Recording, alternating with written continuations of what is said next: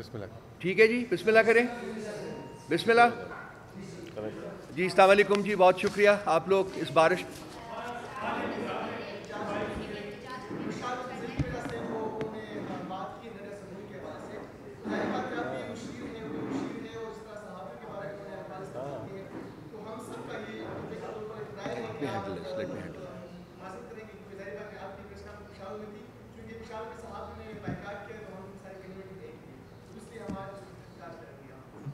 मैं आपको बैठिए, तशरीफ़ रखिए, आप तशरीफ़ रखिए। हम स्ट्रॉन्गली कंडेम करते हैं जो स्टेटमेंट दी गई है वहाँ से। मैं चीफ मिनिस्टर केपी और बैरिस्टर सैफ इस मामले को इस वक्त मशाल को हमने कंटेन कर दिया हुआ है, वो फ्रंट में नहीं है जब तक ये मामला सॉर्ट आउट नहीं होगा to the satisfaction of the entire media community. और मैं उससे आपको सिर्फ बता इस वक्त नहीं सकता, इट विल बी प्रेमेच्योर्ड। शायद मैं कल आपको, मैंने एक और प्रेस कॉन्फ्रेंस करनी है तो उसमें मेरा ख्याल मैं स्टार्ट ही इसी से करूं कि किस तरीके से हम ये मामला, मेरी एश्योरेंस है आपको और मुजम्मिल मेरे भाई, इनको स्पेशली हमने आज पेशावर से बुलाया है, तो मैं आप बहुत मशकूर हूँ कि आज का दिन गुजर जाने दीजिए। हम इस मसले को हल कर रहे हैं और यकीन दिलाता हूँ कि ये मसला टू योर इंटायर सेटिस्फेक्शन ये हल होगा। इस किस्म की कोई स्टेटमेंट पीटीआई के किसी प्लेटफॉर्म से कभी नहीं दी जा सकती, गलत बात है। Strongly condemn it. चलो अच्छा जी, बिस्मिल्लाहिर्रहमानिर्रहीम। ओवर टू मुजम्मिल साहब, यही आज का शाम जो इन्हीं के नाम है। बिस्मिल्लाहिर्रहमानिर्रहीम करेंगे। अगर आप ये प्रोटेस्ट की बात ना करते तो मैं भी इसी से शुरू कर रहा था और मैं भी इसी से शुरू कर रहा था। और सबसे पहले तो मैं आप लोगों का शुक्रिया अदा करना चाह रहा था। और मेरा जो मीडिया से रिलेशनशिप है वो 2003-04 से है। ये 20 साल का रिलेशनशिप है, कराची, इस्लामाबाद और अब पेशावर। और जो मेरा रिलेशनशिप है इस 20 साल में आज तक मेरी किसी सहाफ़ी, किसी चैनल से कभी एक दफ़ा तूक तड़ाक भी नहीं हुई। और मेरा ताल्लुक़ इस तरह का रिपोर्टर्स के साथ ख़ास तौर पे, मैं एंकर्स तो बड़े लोग होते हैं, एंकर्स के साथ भी दोस्तियां हैं, मालिकान के साथ भी हैं, लेकिन जो मेरा रिपोर्टर्स के साथ ताल्लुक़ ऐसा है कि सबका कंफर्ट फैक्टर ये कि मुझे रात को 2 बजे और सुबह 5 बजे भी लोग मैसेज कर देते हैं। तो और हमेशा मैं उनकी कदर करता हूँ। और आज जो हम यहाँ बैठे हैं, आप ही ने इंट्रोड्यूस कराया हमें, वरना मैं तो कराची वाला था, खान साहब बनीगाला वाले थे, हम कैसे मिलते। तो आप लोगों ने मिलवाया, दुनिया से भी आप लोगों ने इंट्रोड्यूस कराया। तो आप लोगों की अहमियत अपनी जगह है और इज़्ज़त अपनी जगह है।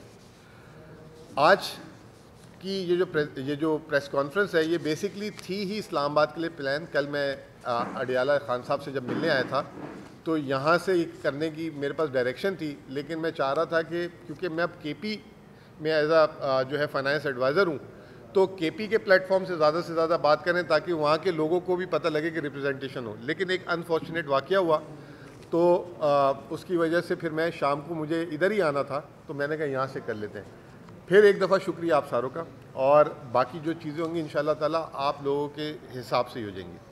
आज की जो प्रेस कॉन्फ्रेंस है वो निहायत अहम है, इसलिए जो है मैं इसको स्किप नहीं करना चाहता था। इसके 4 हिस्से हैं।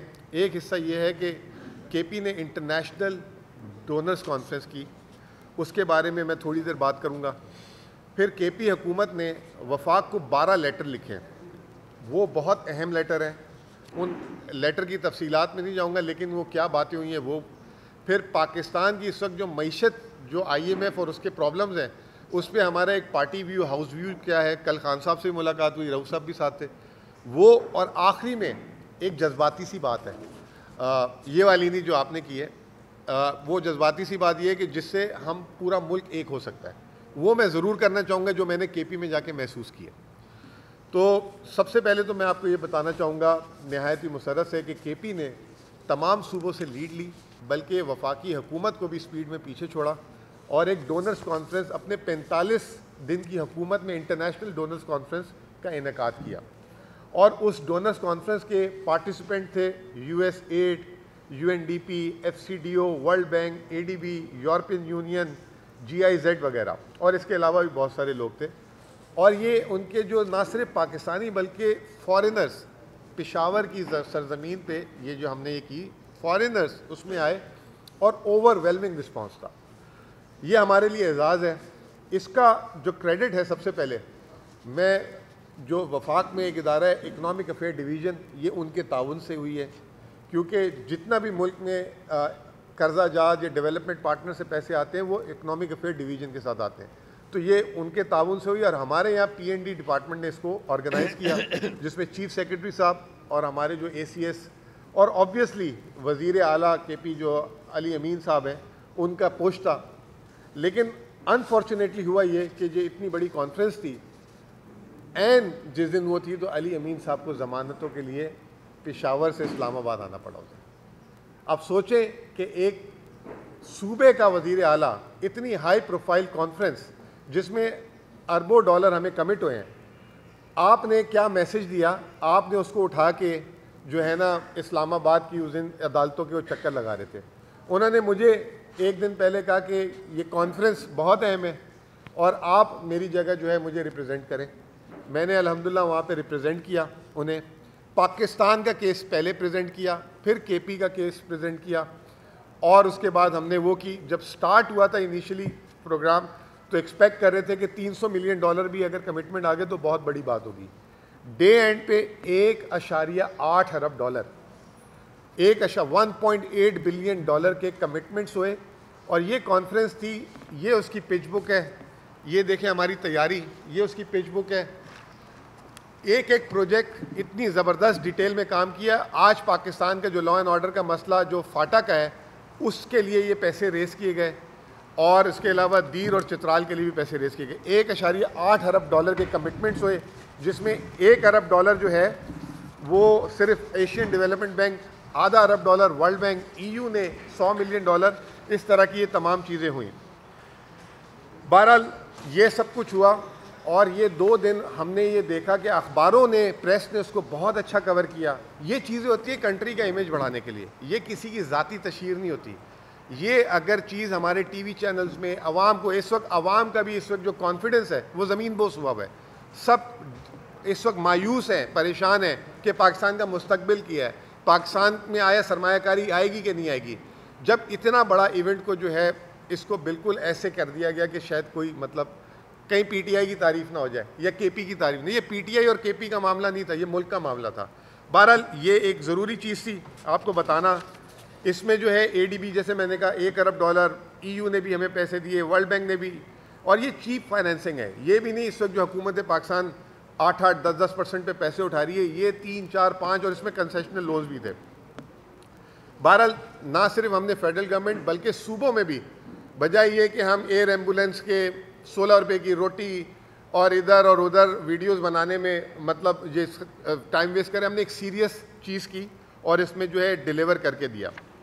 दूसरा इम्पॉर्टेंट इशू ये है कि हमने हमारे जो है, मैं इसको डिस्प्यूट नहीं कहूँगा, KP हुकूमत के रिकन्सिलिएशन इशूज़ हैं वफाकी हुकूमत के साथ। और यहाँ पे भी मैं आपको एक बात बताऊँगा कि पता नहीं क्यों ऐसा होता है कि अगर कोई वफाक में आ जाए तो वो जो उसका पॉलिटिकली या सियासी ओपोनेंट होता है, बजाय उसके जो है उसकी जहाँ पे हुकूमत होती है उसको पीनलाइज करना शुरू कर देते हैं, या वहाँ से जहाँ से वोट नहीं मिलता वहाँ पे जाके जो है उस रीजन को जो है हिट करना शुरू कर देते हैं। पिछले 2 सालों से जब से PDM आई, वफाक ने जो है KP को पैसे देना, NFC वाले नहीं, जो NFC का एग्रीड फार्मूला है, उसके अलावा जो है KP को पैसे देना अलग अलग जगहों पे रोक दिए, स्लो कर दिए, ताकि उनके फाइनेंशियल क्रंच रहे, वहाँ पे जो है तरक्याती अखराजात ना हो। फिर बताएं कि जी देखो पंजाब में तो इतनी हमने सड़कें बना दी, वहाँ पे तो कोई सड़क नहीं बन रही। एक ये अजीब बचकाना हरकत है, मतलब बच्चे आ गए, जैसे कोई बच्चे ऐसे करते हैं। जब हम छोटे होते थे तो हम कहते थे मेरे अब्बू ने ये मुझे दिलाया, तुम्हारे अब्बू तो दिला नहीं सके। ये मेरे ख्याल से इस तरह की हरकतें शुरू कर दी इन्होंने करना। तो हमने 12 लेटर लिखे हैं इसमें। जो एक सबसे बड़ा लेटर है कि जो सबसे इम्पॉर्टेंट है, यही जिस पे हमने कॉन्फ्रेंस की फाटा पे, जब जम हुआ ये फाटा हमारे साथ, तो उस वक्त वफाक 62 अरब रुपए देती थी और इस साल सिर्फ जो है ना इन्होंने 66 अरब रुपए दिए हैं। सिर्फ इस साल हमारा खर्चा 96 अरब रुपए हुआ है तनख्वाहों में। जानबूझ के पैसे नहीं दिए जा रहे, उसकी वजह से वो जो वहाँ पे TDP, जो टेम्परेरी डिस्प्लेस पर्सन, जिनको आपने आबाद करने पैसे थे, 17 अरब रुपए उन पर हमने खर्च नहीं कर पा रहे। हमने वफाक के साथ उसको इशू को वापस से उठाया, वफाक से बात की उसके बारे में, वफाक उसको अभी भी देख रहा है। हमारी उसमें उनसे अर्ज़ है कि इस साल जो हमने इजाफी पैसे खर्च किए वो, और अगले साल जब बजट आ रहा हो उससे पहले हमें पैसे दें, क्योंकि ये इशू बहुत इंपॉर्टेंट है। अगर पाकिस्तान को आपने लॉ एंड ऑर्डर सिक्योरिटी की बार बार आप बात करते हैं तो ये इसको देखना है। दूसरा, हमारा नेशनल फाइनेंस कमीशन के साथ जो उन्होंने हमारे पैसे देने होते हैं, छोटा इशू है, ज़्यादा नहीं, 8 अरब के हमने उसके लिए ख़त लिखा है। फिर हमारे जो FBR और जो हमारी वहाँ की टैक्स अथॉरिटी उसका ख़त लिखा है। फिर हम सस्ती बिजली देते हैं पूरे पाकिस्तान की, सबसे सस्ती। एक तो वो जो वफाकी हुकूमत के साथ हमारी है तरबेला डैम वगैरह से, एक इसके अलावा छोटे छोटे डैम है, 3 रुपये 4 रुपये यूनिट, हुकूमत 30 रुपये यूनिट बेचती है, उसके पैसे हमें नहीं दे रहे। फाइनेंस डिवीजन के पास आ जाते हैं या वापडा के पास आ जाते हैं, वो पैसे भी नहीं दे रहे, 5-5, 6-6 अरब रुपए। आप मतलब चाह रहे हैं कि जो है डिस्करेज हो सारी चीज़ें, कोई मुल्क में तरक्की का काम ही ना करे। फिर हमने अपनी बिजली बनाई, अब हमने कहा अब हम अपनी बिजली बना लिए मकामी, अब हम अपनी मकामी इंडस्ट्रीज़ को देते हैं सस्ती, ताकि यहाँ पे सनतकारी है। उस पर वापडा ने एक जगह तो हमसे वो किया, ताउन किया, जिसको पीहूर कहते हैं। उसमें उन्होंने 1 रुपया यूनिट लिया कि चले जी हम आपकी बिजली जहाँ से उठा के वहाँ पहुँचा देंगे। अब हम 150 मेगावाट ला रहे हैं, वापडा उसका 27 रुपये यूनिट मांग रहा है, ताकि ये ना काम हो, ना लोगों में तरक्की आए, ना ये आए। वो सबको बेकारी, वही वाली बात कि सबको जो है महीने का दे दो 3,000 3,500, ना सनत जाए, या हो सकता है कि पंजाब से सनत कहीं और ना चली जाए, क्या वजह है, लेकिन 27 रुपये यूनिट मांग लिया। आप इनकरेज करें। अब उसके लिए अब हम अपनी खुद डिस्ट्रीब्यूशन कंपनी बनाकर आलमी इदारों से बात करेंगे जब हमारे साथ ये होगा। फिर पाकिस्तान का 42% ऑयल, पाकिस्तान का जब बेड़ा गर्क हुआ है पिछले 20 सालों में, क्योंकि मैं मईशत का तालिब इल्म हूँ, वो ऑयल, जब ऑयल की कीमतें ऊपर नीचे होती हैं, हम 42% ऑयल, और इस वक्त पाकिस्तान की जितनी ऑयल की ज़रूरत है KP में से निकल सकता है बहुत सारा ऑयल, उसका जो है विंडफॉल लेवी है वो दे ही नहीं रहे।